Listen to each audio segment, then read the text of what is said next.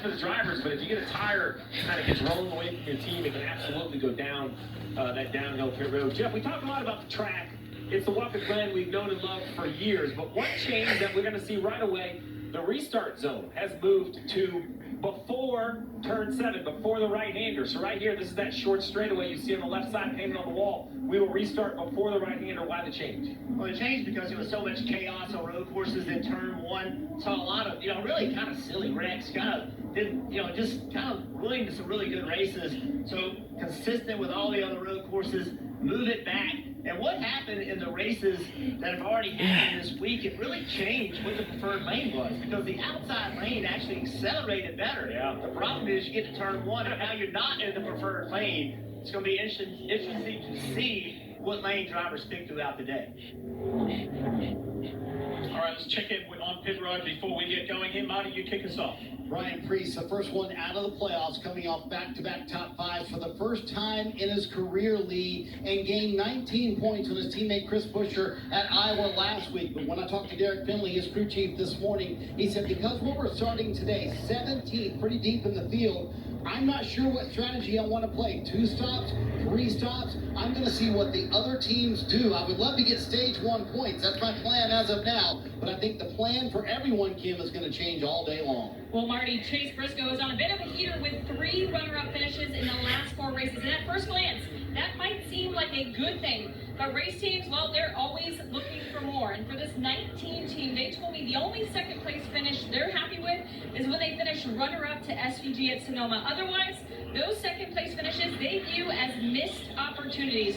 Crew Chief James Small told me playoff points are a premium. The best way to bank those is to win races. They firmly said we have to win more. Kim, when Ryan Blaney in the yellow and black 12 won the pole over the entire field, the focus became, hey, you defeated SVG at his own game. And Ryan said, whoa, slow down, people. I beat him one day. Ready? Let's talk about tomorrow when I've got to beat him for 90 laps. And the coolest thing is, I get to race around him. I'm usually way far behind him. I'm going to watch what he does and see what he does. That is, if I give him the lead. It was a nice blend after qualifying day. Not only with Blaney on the pole, but Ross Chastain tucked in behind. Blaney's on the pole. Randy's on the pole. If it's go right, you're gonna go green. There's a lot to look forward to. Randy's gonna go green. Get loud. Get loud. Randy's in the yellow car on the left. In the playoffs, by the way, Yellow and black car is Blaney. and we will talk a lot about this Make in today's noise. race because this is a revised restart zone. Right where they are here is where we will have cautions today. You can see the 2 lines there. That is the restart zone. Green flag is out. Boogie, boogie, boogie. Let's go racing that. Watkins Glen International. Yeah. Around the outside, go bowling as the play is underway, and it is on. Down to turn 1, Blaney on the inside.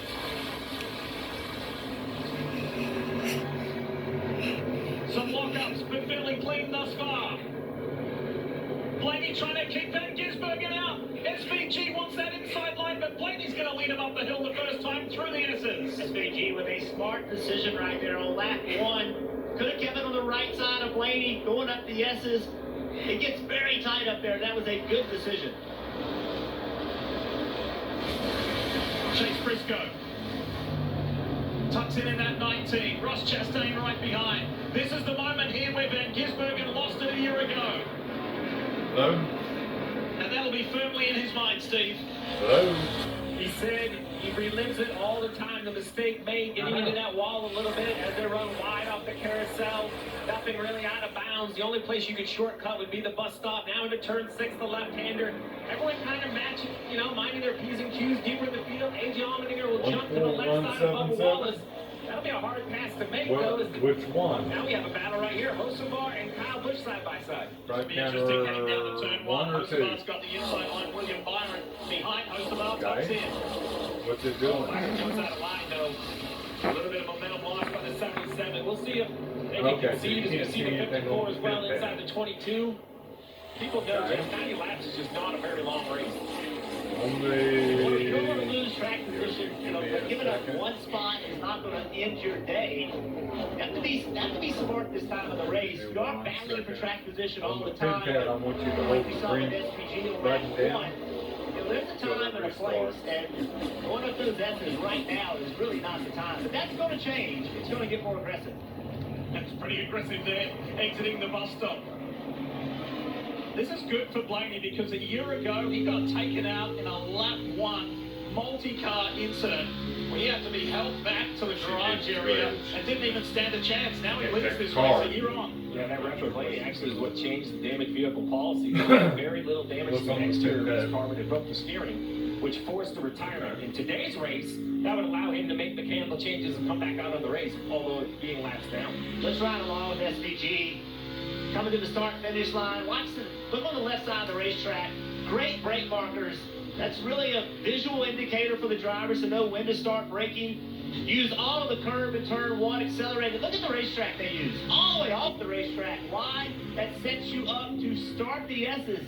That allows you to run straight up here, and that makes this corner much easier. If you don't use all the racetrack, it really hurts your opportunity to carry all the speed down the back straightaway, well over 160 miles an hour already. Heavy braking zone, again, good braking marks. This right here is where SVG is so fast. He carries so much speed into the S's. Look how much ground he gained on Blaney in that one place of the racetrack.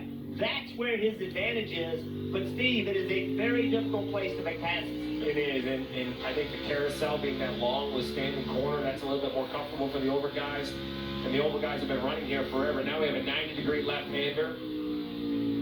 This has changed dramatically with the runoff to the right. I think the driver got to use it too much, but you can race now side by side. We actually saw SVG in a huge accident here in turn 7 after the Xfinity Series race.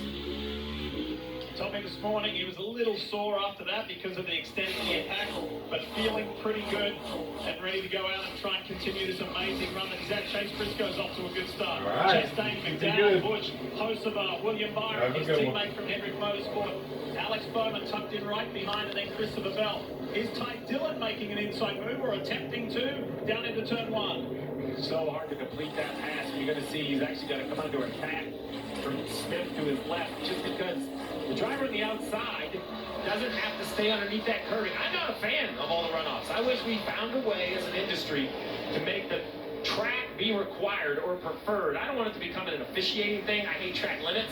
Jeff, I just wish there was something we could do to maybe treating the surface. If we see a detention here, Hertz going by Denny Hamlin. Denny on a bit of a free fall here, down 8 since the start of the race.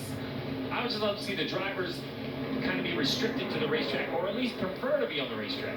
And Denny Hamlin he talked about trying a different driving style, trying to apply it here. He thought he could use it in other racetracks, but so far, he's going the wrong way. And his use on the 24, way off the pace. Yes. Way off and lost 2 positions to Christopher Bell and the defending race winner Chris Buescher. So that puts Buescher into the top 10.